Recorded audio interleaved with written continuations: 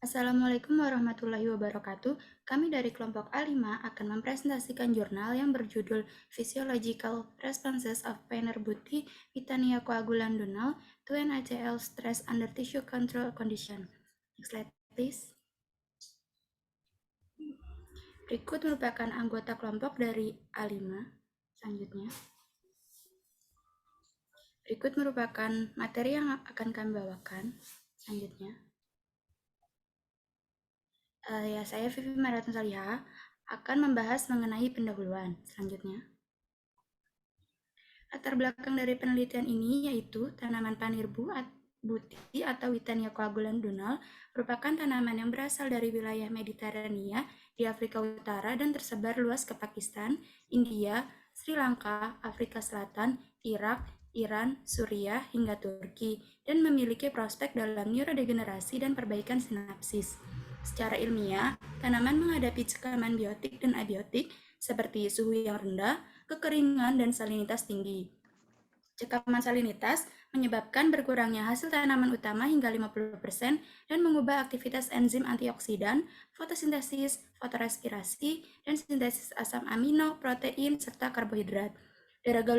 Deregulasi metabolisme tanaman yang diinduksi oleh stres menyebabkan peningkatan produksi reaktif oksigen spesies atau ROS.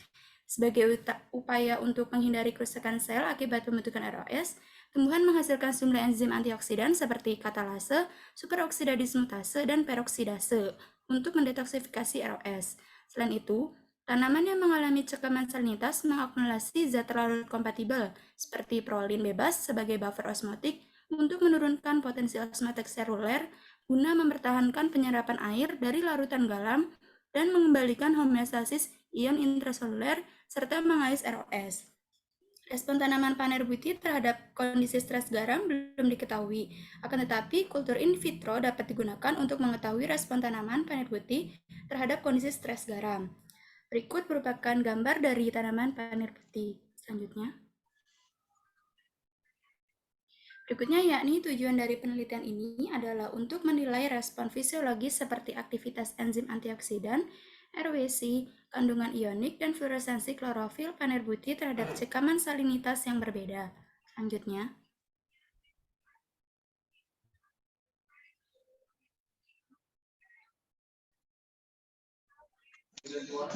Baik, selanjutnya adalah metode. Nama saya Farudul Amal Kaulusan.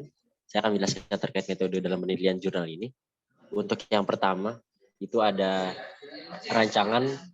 penentuan rancangan eksperimen dan bahan tanaman. Bentuk rancangan dari penelitian ini adalah desain acak sepenuhnya, di mana atau dengan completely randomized design yang merupakan suatu desain yang mempelajari efek satu faktor utama tanpa memperhitungkan variabel gangguan lainnya. Proses ini memberikan simulasi stres dengan menggunakan garam dengan konsentrasi yang berbeda-beda dari konsentrasi 0, 50, 100, 150, 200, dan 250. Dan sampel Paner-Buty didapatkan dari alam liar dari provinsi Iran. Untuk proses sterilisasi biji ini menggunakan alkohol 70% selama 5 menit, 10% sodium hipoklorit selama 10 menit, lalu dicuci dengan air steril dan dikulturkan pada media MS. Kultur kemudian disimpan pada suhu ruang tumbuh selama 16 jam dengan suhu 22 derajat Celcius. Selanjutnya 8 jam ke-8 dengan suhu 18 derajat Celcius selama 3 minggu. Lalu sampel diberikan indol 3 butyric acid atau IBA dan naphthaleneas acetic acid atau NAA dengan konsentrasi 0,5 mg per liter. Hal ini digunakan untuk proliferasi dan juga perakaran tanaman tersebut. Setelah 40 hari plantlet dipindahkan ke ruang adaptasi, lalu ke dalam pot yang mengandung kokopit perlite dengan perbandingan 1:1 dan disimpan pada ruangan dengan kelembapan 85%, temperatur 25 derajat Celcius, dan keterangan 300 lux. Selanjutnya untuk ekstraksi asai aktivitas enzimatik antioksidan, ini menggunakan metode Sunohara Matsumoto di sini dengan tujuan untuk mendeteksi aktivitas enzimatik antioksidan yang dimana hasilnya itu akan di homogenat, disentrifugasi, lalu difilter menggunakan kertas filter. Lalu dari hasil ini akan digunakan untuk aktivitas cat atau katalase yang akan diasai, lalu hasilnya itu akan dihitung menggunakan absorbansi dari sampel tersebut dengan panjang gelombang 240 nanometer dan aktivitas yang terhitung pada protein daun dalam 1 menit. Selanjutnya ada aktivitas POD atau peroksidase yang menggunakan metode Chance dan Mehli. Di sini hasilnya nanti akan diukur dengan menggunakan spektrofotometer dengan densitas 470 nanometer selama 1 menit dengan suhu 25 derajat Celcius.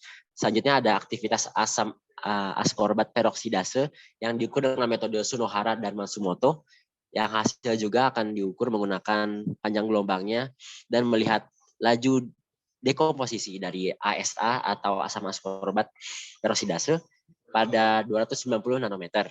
Selanjutnya yang terakhir adalah aktivitas prolin bebas daun yang menggunakan metode Bates, dengan hasil akhirnya akan diuji dengan spektrofotometer dan absorbansi dengan panjang gelombang 520 nanometer. Kadar prolin yang dikalkulasi ini juga menggunakan rumus regresi dan kurva standar. Selanjutnya adalah untuk pengujian antioksidan non-enzimatik. Di sini menggunakan indikator Volin Dennis, lalu larutannya akan diukur absorbansi dengan menggunakan kurva standar asam galik. Lalu ada kandungan flavonoid juga yang dideteksi menggunakan absorbansi 510 nanometer. Selanjutnya ada pengukuran kadar air relatif dengan rumus RWS sama dengan FW dikurang DW dibagi TW DW kali 100. Ini menggunakan berat-berat dari masing-masing fresh weight, dry weight, turgid weight, sama dry weight. Selanjutnya adalah pengukuran kadar air relatif dan fluorescence klorofil. Untuk kadar air relatif, selanjutnya adalah fluorescence klorofil yang diukur dengan klorofil fluorometer dengan alat PAM 200. Selanjutnya adalah kebocoran elektrolit yang diukur dengan menggunakan metode Chan dan Mehli. Hasil dari pengukuran ini menggunakan konduktivitas meter ya untuk konduktivitas pertama. Selanjutnya untuk konduktivitas kedua menggunakan formula yaitu elektrolit loss menggunakan sama dengan elektrolit 1 dibagi dengan elektrolit kedua dikali 100 untuk perbandingannya. Selanjutnya untuk pengukuran ion Na+ dan K+ itu menggunakan fotometri api dengan menggunakan rumus A sama dengan Y kali X 1000 per 1000 kali 1000 per weight.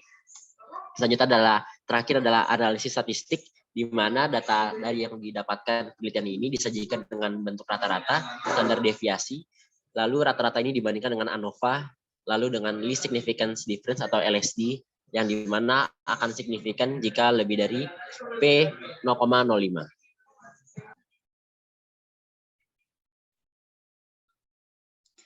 Oke, selanjutnya ada hasil dan pembahasan. Next slide.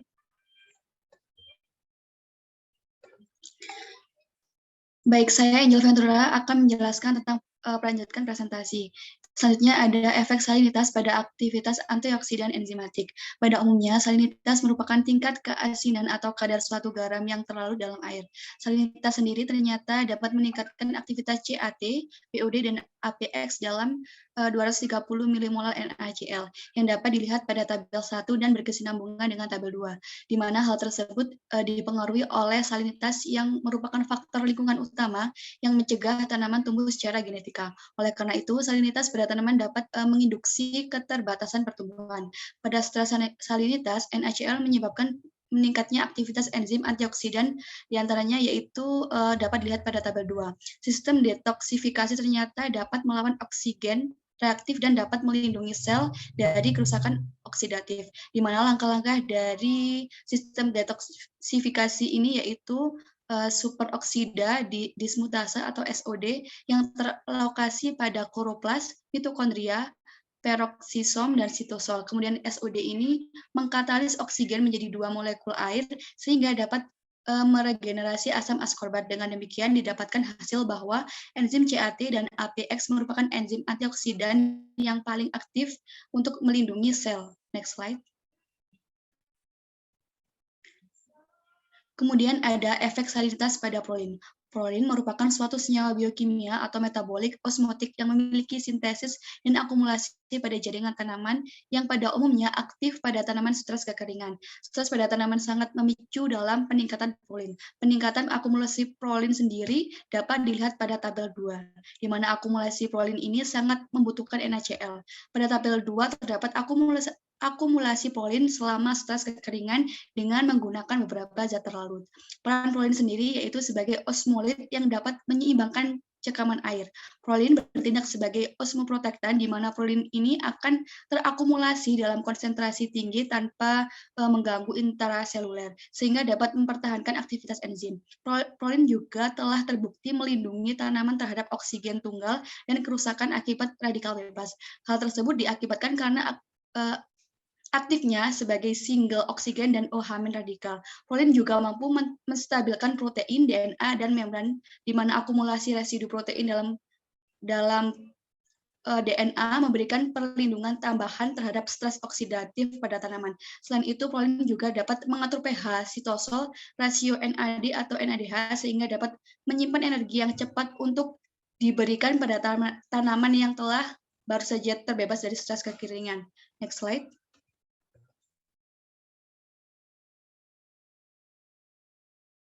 Saya Faizatul Sayyidah akan menjelaskan mengenai pengaruh salinitas pada antioksidan non-enzimatik dan juga pengaruh salinitas pada RWC dan electrolyte leakage.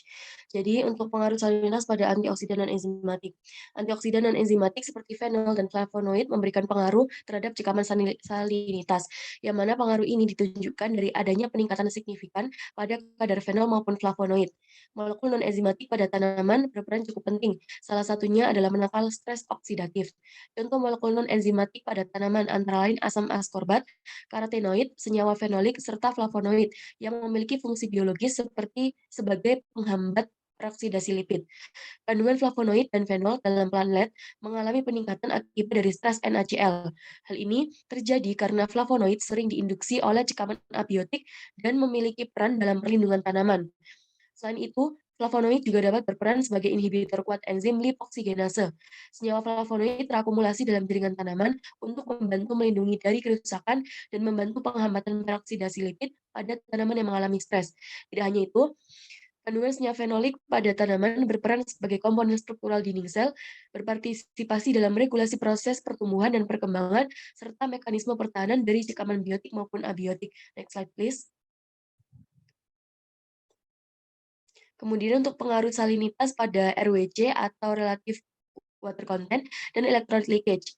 Untuk salinitas memberikan pengaruh pada RWC dan juga electrolyte leakage. Bukti pengaruh ini dilihat dari penurunan RWC plantlet yang diberikan garam dengan konsentrasi garam yang meningkat. Sementara itu untuk electrolyte leakage-nya meningkat pada plantlet yang diberikan garam dengan meningkatnya konsentrasi NaCl. Cellular water merupakan faktor terpenting untuk bisa mempertahankan kelangsungan hidup, khususnya pada kondisi stres. Untuk membedakan antara varietas yang sensitif dengan yang tidak sensitif, salah satu indeks terbaik yang bisa digunakan adalah RWC. Dari hasil penelitian, diketahui bahwa RWC plantlet panir putih bernilai tinggi di bawah kondisi NaCl 250, yang menunjukkan bahwa plantlet panir putih memiliki toleransi yang cukup baik pada cekaman salinitas. Toleransi tinggi ini terjadi karena adanya peningkatan aktivitas antioksidan enzimatik dan non-enzimatik pada salinitas tinggi. Next slide, please.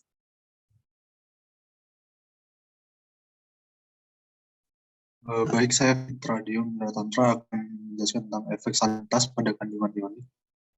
Yang pertama, penambahan NaCl dengan kadar rendah mampu meningkatkan konsentrasi ion Kpes. Dari hasil penelitian ini, penambahan NaCl bertujuan untuk meningkatkan konsentrasi dari ion Kpes. Namun, semakin tinggi penambahan kontrol NaCl akan menyebabkan terjadinya penurunan konsentrasi sifat. Selanjutnya terdapat tekanan salinitas tinggi yang akan menyebabkan penurunan rasio.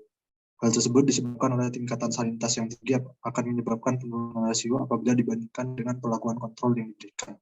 Dari data yang diberikan sebanyak 250 menyebabkan 67,5% penurunan rasio dibandingkan dengan kondisi non-stres. Yang terakhir, tekanan NaCl menyebabkan ketidakseimbangan nutrisi tanaman. Dalam hal ini, toksisitas Na menyebabkan ketidakseimbangan nutrisi, oleh karena itu tanaman mampu mengakumulasi natrium di daun dan meningkatkan serapan kalium untuk mencegah masuknya natrium. Next slide, please. Selanjutnya itu pengaruh salinitas pada fluoresensi klorofil. Tingginya tingkat salinitas akan menyebabkan rasio fluoresesiasi variabel atau fluoresensi maksimum mengalami penurunan. Seperti yang dapat dijelaskan pada bagian efek salinitas pada kandungan ionik, semakin tinggi tingkat salinitas akan menyebabkan rasio F atau Fm mengalami penurunan, yang dimana tingkat salinitas akan berpengaruh signifikan. Next slide. Next. Selanjutnya yang terakhir, relasi antar sifat. Jadi korelasi antara aktivitas enzim antioksidan dengan RWC, K+, Fm, dan Fv menunjukkan korelasi signifikan negatif, yang hal tersebut disebabkan oleh terjadinya peningkatan suatu kebocoran elektrolit yang berdampak pada peningkatan laju aktivitas enzim antioksidan yang berupa CAT, POD, dan APX. Tekanan salinitas akan menyebabkan peningkatan terhadap laju K+ dan Na sehingga berkorelasi negatif dengan beberapa aktivitas enzim antioksidan. Next.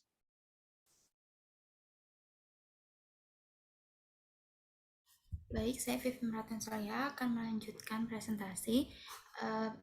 Berikut merupakan kesimpulan yang diperoleh dari penelitian ini, yaitu NaCl secara signifikan meningkatkan aktivitas katalase, peroksida askorbat peroksidase, prolin, fenol, flavonoid, kebocoran elektrolit, ion natrium, dan minimum fluorescence. Selain itu, NaCl juga menurunkan relative water content, konsentrasi kalium, rasio kalium natrium, maksimum fluoresensi, variable fluorescence, dan rasio antara variable fluorescence dan maksimum fluorescence.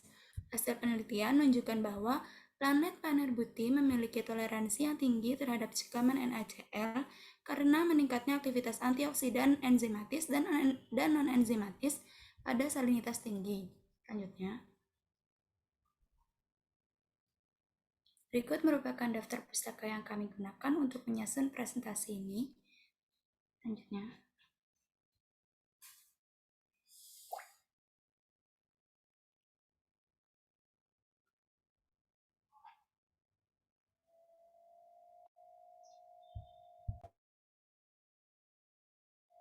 sekian presentasi dari kami, kurang lebihnya mohon maaf. Wassalamualaikum warahmatullahi wabarakatuh.